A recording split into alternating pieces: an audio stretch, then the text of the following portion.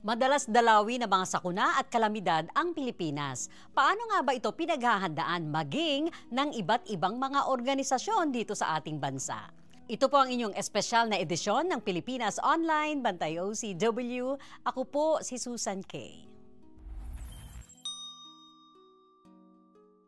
Maging ang mga Jehovah's Witnesses, ang grupong ito, ang kanilang organization, aktibo din sa mga relief operations na ginagawa kapag may kalamidad o sakuna dito sa bansa. Aalamin natin mula sa kanilang tagapagsalita, mula sa Jehovah's Witnesses Organization, nagbabalik si Ginoong Dean Jaysek. Mr. Jaysek, welcome back! Ay, maraming salamat. Salamat sa iyong dalaw dito sa aming opisina ngayon. Oo nga po, napakaraming mga gawain talaga ha?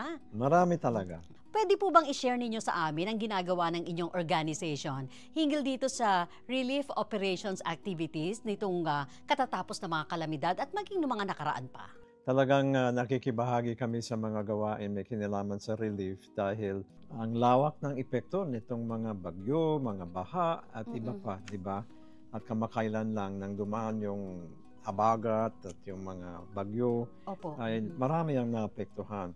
Pero kami nakafocus sa mga nakaugnay sa aming organisasyon at bagaman ang karamihan sa mga iyon ay mga saksi ni Jehovah, siyempre meron silang mga membro ng pamilya na apektado din. Kaya kasama din sila sa tulong na ibinibigay namin.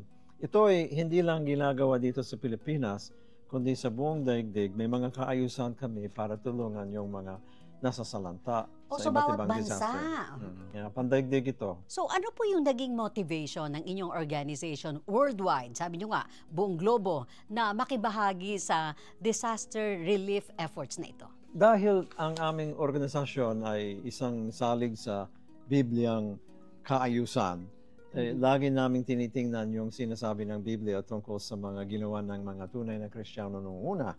Kung pwede lang, banggitin ko lang ang isang teksto sa Biblia na nasa aklat ng mga gawa.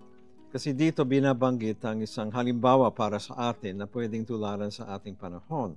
Sabi dito, kaya nagbigay ng tulong ang mga alagad ayon sa kakayahan ng bawat isa sa mga kapatid na nakatira sa Judea. Ito ay noong unang siglo. Nagkaroon ng taggutom at talagang hirap na hirap ang mga Kristiyano noon. Kaya yung mga Kristiyano sa iba pang mga dako ay tumulong sa kanila sa pamamagitan ng pagdadala ng mga pagkain, mga ibang financial na tulong para matulungan ang mga kapatid nila sa ibang probinsya. Kaya yan ang motivation namin. May pattern. Gusto namin tularan yung mga unang Kristiyano na nagsagawa ng mga relief operations. Ano pong specific na mga serbisyo ang ibinabahagi po ninyo sa panahon ng kalamidad, Mr. Jason? Marami yon kasi halimbawa ang isa sa unang kailangan nila kadalasan pagkain. Dahil baka ay sarado ang mga tindahan sa dako nila o kaya yung bahay nila nabaha, wala na yung mga stock nila ng pagkain. Yan ang isa. Maring damit ang kailangan nila. Kung minsan ay kailangan nila ang tulong sa medical kasi baka may mga problema sila, may sakit, hindi makakuha ng mga gamot. Kaya sari-sari ang tulong na ibinibigay namin. Pero bukod doon ay tinutulungan namin ang mga tao sa emotional support. At saka lalong mahalaga, spiritual support. That's right. Kasi kung hanggang doon sa material ng mga bagay ang bibigay namin, parang kulang pa. Kadalasan yung tao, mas napapaligaya kung merong magpapakita ng personal na interest sa kanya. Kaya sinisikap namin gawin ang lahat niyan sa panahon ng disaster. Yung ginagawa namin ng pagtulong ay lalong-lalo na sa mga saksi ni Jehovah mismo at ang kanilang mga pamilya. Doon kami nakafocus. Pero itinuturing namin ito na isang community service. Kasi nakakatulong sa mga bayan sa pangkalahatan, di ba? Sa buong Pilipinas. Pero kung gagawin namin yon, ang isang magandang resulta niyan, ang gobyerno at ang kanilang mga ahensya ay pwedeng mag-focus sa iba. Yan. Kasi inaasikaso namin yung sa aming sarili. We take care of our own. Sa gayon sila ay malaya-malaya na tumulong sa marami pang iba na nangangailangan ng tulong. Kaya sa ganong paraan ay nagko-contribute kami sa pangkalahatang suporta sa mga nasalanta sa mga disaster. Paano po ninyo ina-assess yung mga apektadong mga lugar, yung komunidad na ibibigyan nyo ng, maipaprioritize ninyo yung tulong kaagad na maipadala sa kanila? Sa bawat kongregasyon ng mga Jehovah's Witnesses sa buong Pilipinas, may mga tinatawag na elders. Okay. Sila ang nangunguna sa bawat kongregasyon sa pagtuturo at sa mga kaayusan. Basta kung merong kalamidad, tinitingnan nila kung ano ang kalagayan ng bawat membro. Sisikapin nilang kontaktin ang bawat isa para malaman kung ano ang totoong pangangailangan nila. Tapos sasabihin nila yan sa isa sa mga elder na nagko-coordinate ng mga bagay sa kanilang kongregasyon. Siya naman ay kukontak sa aming mga naglalakbay na ministro sa iba't ibang probinsya. At sila naman ay kukontak sa aming tanggapang sangay dito sa Quezon City. Sa gayon, alam ng aming tanggapang pansangay ng Pilipinas sa Watchtower Society kung ano ang pangangailangan ng lahat. Kung kailangan magsaayos ng tulong doon, may ipapadalang pagkain, kung kailangan nila ang emotional support, at kung talagang may malaking pangangailangan, isasaayos ng aming opisina ang mga tinatawag na Disaster Relief Committee. Oh, so national po pala ito. At ang sentro dito sa inyo sa Watchtower, Quezon City. Tama. Ano po yung mga hamon or challenges na pwede ninyong i-share sa amin, Mr. Jacek, sa panahon ng inyong relief operations, pati na rin po yung ilang masasayang karanasan sa mga panahong ito? Malaki ang mga hamon kasi siyempre yung mga kasukunaan ay malaking dagok sa buhay ng mga tao. Kung minsan ay wala na sila, mga material na bagay, lahat ay nasira na. Minsan bahay, wala na rin. Kaya siyempre kailangan nila ang emotional na support.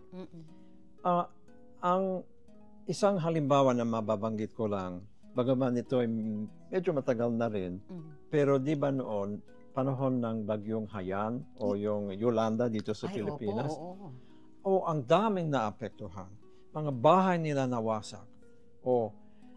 Pero yung mga voluntaryo namin, na mga Jehovah's Witnesses din, ay handang tumulong at harapin yung hamong yun.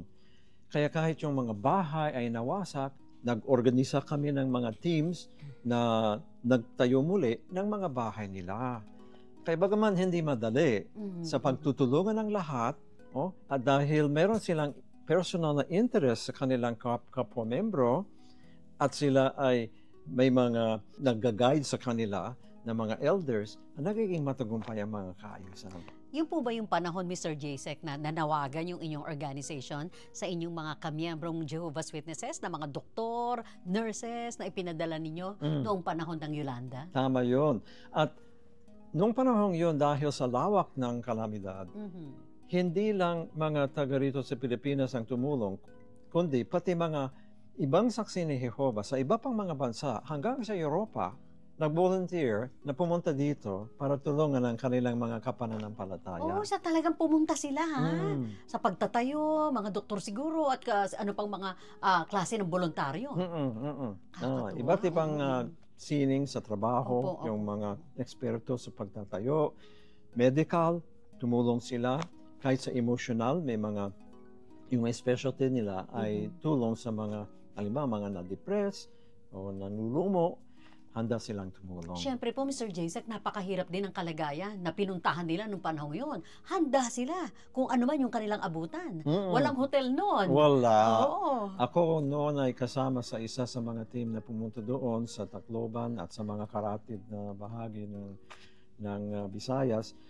Ay walang-wala sa ibang mga dako. Walang kuryente. Kaya kami, basta kung may pagkakataon para ma-charge lang namin ang aming gamit, sinamantala namin yan dahil kadalasan walang ang kuryente, walang mabibilhan ng pagkain, nagbaon lang kami ng konting tinapay, itlog, tapos naglakbay doon sa mga may mga nasalanta. At sila ay talagang malaki ang epekto.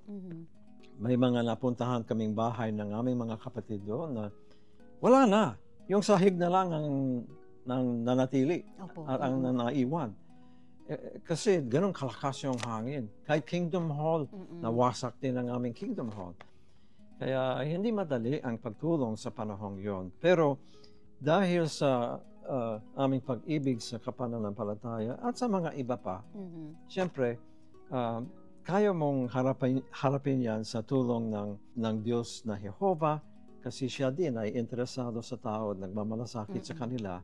At inaalalayan niya yung mga tumutulong. Actual na suporta, in action, yung inyong grupo. But at the same time, yung inyong spiritual support, pinagsasama ninyo at pare-pareho na sabay-sabay na ibinibigay, tinutulong sa mga naapektuhan. Gaano po katindi yung epekto nito sa kanila? At sa kanila, yung tulong ang ibig mong sabihin. Spiritual support and material and everything. Malaking bagay yung sa kanila. Yung presence pati ninyo. Ay, oo. Basta makita nila ang kanilang mga kapatid galing sa iba pang mga dako na handang tumulong sa kanila, natutuwa sila. Naantig ang kanilang puso sa bagay na iyan. Kahit sila ay malungkot dahil sa nangyari, sabay na maligaya sila dahil may dumadalo sa kanila. So mas mabilis ang recovery. Mas madali. Tama. Sa bahagi ito, Mr. Jacek, ano pong mga hakbang ang ginagawa ng inyong organization na mapanatili, masustain itong ganitong klase ng mga relief efforts ninyo? Malaki ito, hindi lang sa isang barangay, kundi talagang pang-globo pala. Sa bagay, malaki ang assets na kailangan para matulungan ang mga tao na naapektuhan ng isang disaster, di ba? Hindi kami nangungulekta ng pera sa mga tao para sa mga disaster relief na ito.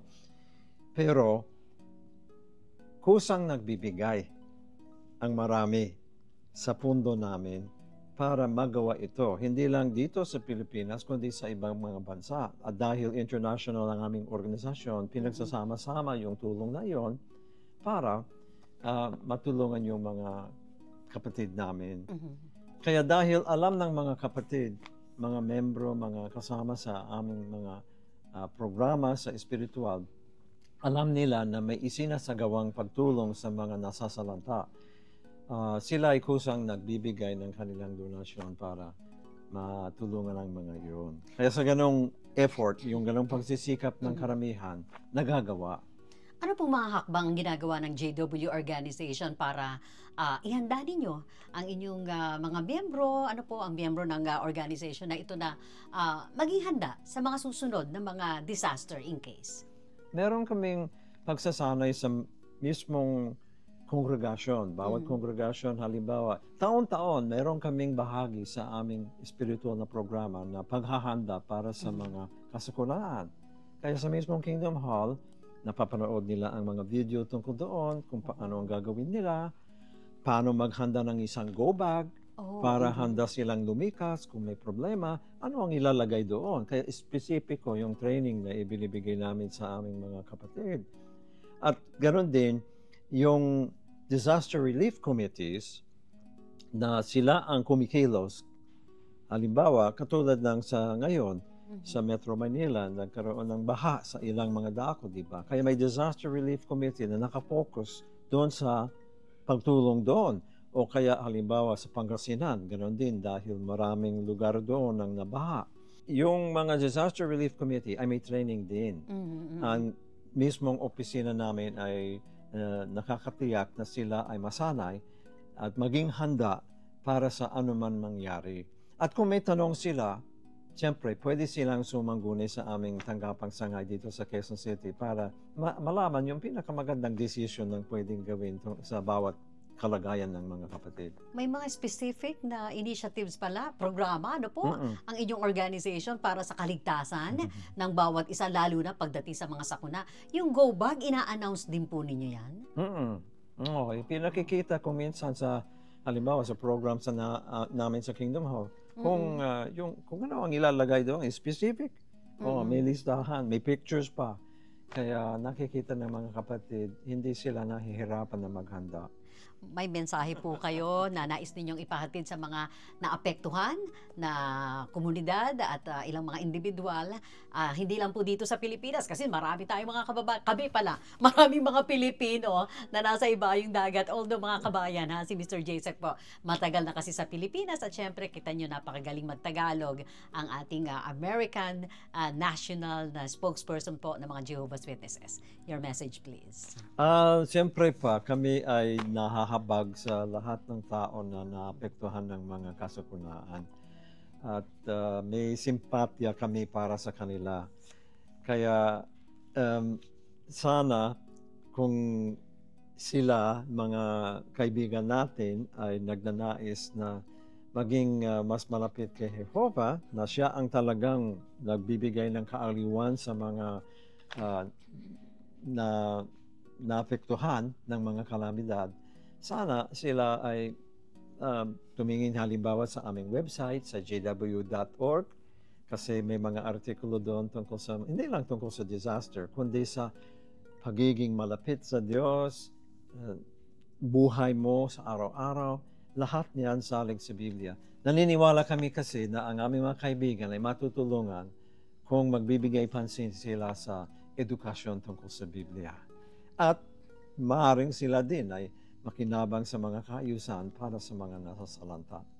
Maraming salamat po. Hanggang sa muli, Mr. Jacek. Salamat Thank you very din. much. Salamat po. Si Ginoong Dean Jacek, mga kaibigan, ang tagapagsalita po ng mga Jehovah's Witnesses dito po sa Watchtower Philippines. At syempre, kung paano po pinaghahandaan at patuloy na pagkilos ng organisasyon ng mga Jehovah's Witnesses sa panahon ng mga kalamidad o disaster sa kanilang relief operations, at naintindihan po natin hindi lang dito sa Pilipinas, maging sa iba't ibang panig ng mundo. Ito po ang inyong espesyal na edisyon ng Pilipinas Online Bantay OCW. Ako po si Susan Kay.